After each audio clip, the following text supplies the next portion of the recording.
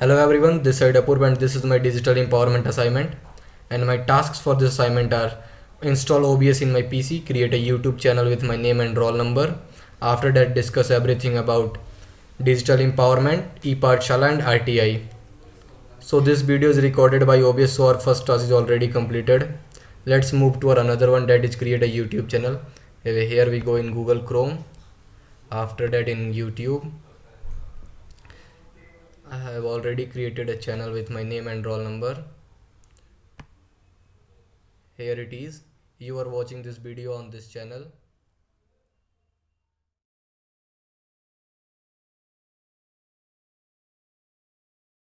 Next topic is digital empowerment. First of all, we have to understand what is the basic meaning of digital empowerment, and that is to make us digitally strong. As in this era, majority of our work are done digitally. To make this work easy, accurate and safe, we should be digitally strong. The digital empowerment program provide digital literacy, empowerment opportunities through different courses to build a competitive portfolio for the children, youth and community member at large. Then after, what are the programs of digital empowerment? Digital India is the initialization by Government of India with aim to transform India into a digitally strong society. So let's check the what is digital empowerment from Google. Digital empowerment what assists organization in opening up the knowledge and experience and value that people already have. It is about discovering and releasing the power of your people in a controlled and focused way. So let's move. What are the objective of digital India and what are the advantages of digital empowerment? So let's see here the objectives of digital India. Empowering the population through digital means and establishing a governance model based on the electronic infrastructure, promoting effective e-governments in the nation to advance program and policies through electronic and online means to make government scheme more accessible to citizens. Service can be delivered online to eliminate the hassle of offline delivery, creating a knowledge-based India by promoting digital literacy among the masses through the continuous interaction between people and state to promote the concept of cooperative and participatory governments. The goal is to make the common service center service accessible to as many people as possible. GIS technology can be used to decision support system and development. Access to all digital resources in the nation should be universal. There are 9 pillars in Digital India scheme. The advantages of Digital India mission. First one is infrastructure as a utility to each citizen. Every gram panchayat will be able to access high speed internet. Individual would be able to participate in digital and financial space with a phone and a bank account. They would also have easier access to public service center in their localities. Private shared space on a public cloud. Cyberspace within the country must be reliable and secure. Second one is governments and service on demand. Integrating department or jurisdiction to provide a single point of contact for everyone. Online and mobile access to government services. Making government services digitally accessible to make doing business easier. Next one is digital empowerment of citizen. Universal illiteracy, global access to digital resources, digital access to all government documents, online resource available in all Indian language, digital collaborative platform for participatory governments, increase in revenue, sales and tax can be monitored much more easily, customer receive a bill for every purchase, retailer cannot evade paying taxes, growth of the overall economic status of the country. Fifth one is empowerment to the people. By linking Aadhaar to bank account, the government can transfer subsidies directly to recipients. The government provide incentive to the public without them having to wait for them. Creation of new job with the Digital India initiative. There have been various ways to improve job opportunity and in new market increase employment opportunities in existing market. There are some challenges of Digital India. Compared to other developed nations, the internet speed of our country is slow. It is increasingly difficult to MSME scale industry to keep pace and with development in the digital field. Cheap smartphones don't have reliable internet access. With the growth of digital sector, a skilled workforce is needed to handle the bombardment of digital technology. The growing threat of digital crime can undermine and sabotage the entire scheme due to shortage of approximately a million cybersecurity expert, inadequate user awareness.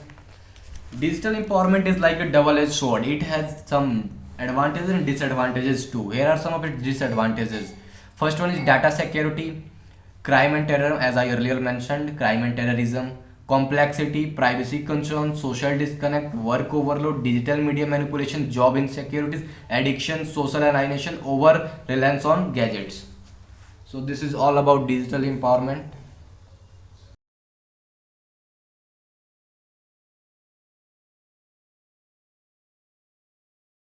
So our next task is ePathshala. First of all, we have to understand what is ePathshala. ePathshala is a platform that is launched by NCERT where every book of NCERT available. Apart from textual material, there are audio and video elaboration of books are also available. To understand it easily, we have to go on ePathshala portal. Here it is. On right side, you can find information related to ePathshala available. Click on the first link to open ePathshala. Here it is the interface of ePathshala. You can find 5 sections. First one is home, second one is about, third one is ePathshala, fourth one is SS e-resources, fifth one is contact. There are 4 groups available which includes student, teacher, educator and parent. Select the group as per your background you belong to. As I am from learning background, so I select a student section. Here you can find 6 options available: e-textbook, supplementary books, event, e-resource, guideline and e-comic book accessibility. So first we have to open e-textbook. So let's take an example. If I have to open my class 6th history book, let's select class 6th, select subject, social studies, select book title, history our past. Then after we have to click on go. Here the book is open, so wait a little moment.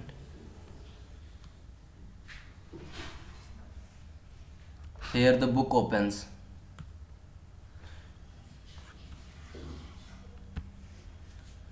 This is the interface of the book. Here it is content.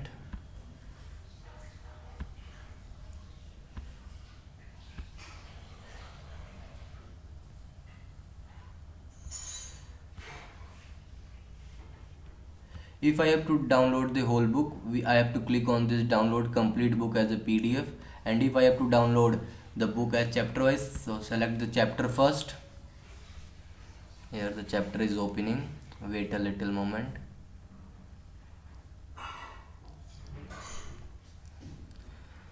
So the first chapter is what, where, how and when. To download this chapter, we have to click on here. Here is option of download. We simply click on this option and the book is downloaded as PDF. So let's move to another section. Section is supplementary book. Apart from NCERT, there are so many other books related to your class available here. And the next section is event. Under event section, there is a list of exhibition, contest and festival. If you want to participate in that, you can easily register yourself from here. The next section is e-resource. As I earlier mentioned, apart from textual material, audio and video lectures are also available. Here you can find those easily. And the next section is guideline. In guideline you can find guideline for development of e-content and Pragyata. And the next section is e-comic book on accessibility. SS e-comic activity book with embedded ISL video in flipbook format. That's all. This is all about ePathshala. Our last topic is what is RTI and how to file RTI. Its full form is Right to Information. It is an act passed and launched in 2005. It gives us freedom to get information about whatever we want. We can get information by just simply file a form of RTI from Google.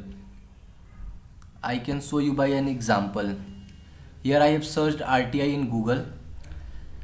Here is the interface open. On right side you find the Right to Information Act 2005. The Right to Information is an act of the Parliament of India which sets out the rule and procedure regarding citizen right to information. It replaced the former Freedom of Information Act 2002. You can simply read more about it on Wikipedia. Then after click on the first link. If you have to file an RTI, you have to simply click on the submit request option. Here are some guidelines for use of RTI online portal. There are approx 21 guidelines. I have read all of these. If you want to read about it, you can simply stop the video and read it out. Then I have click on the checkbox of option, then submit. Here is the form of RTI online port opens. First of all, select the ministry, department or apex body. So there are many department and ministry available here. I show this to you. You can simply click on anyone. Then after you have to select on example, I have select Department of Biotech, then select Public Authority, then I select National Institute of Biomedical Genomics. Then you have to reconfirm it by clicking on OK. Then after you have to fill your personal details. Here is option of personal detail of RTI applicant.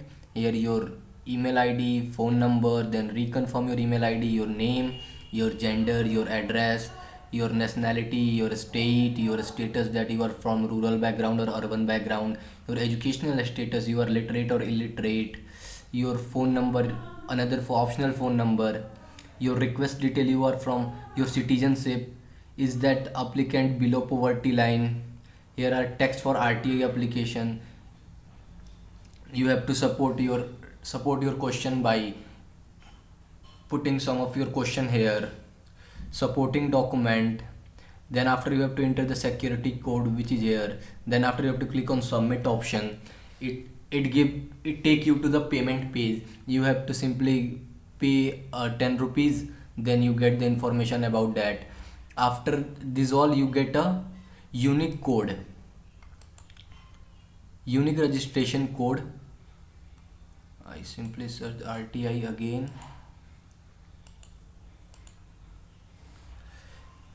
With that unique code, you can check your status of your RTI by simply putting your registration number here, then after your email ID, then your security code, then submit.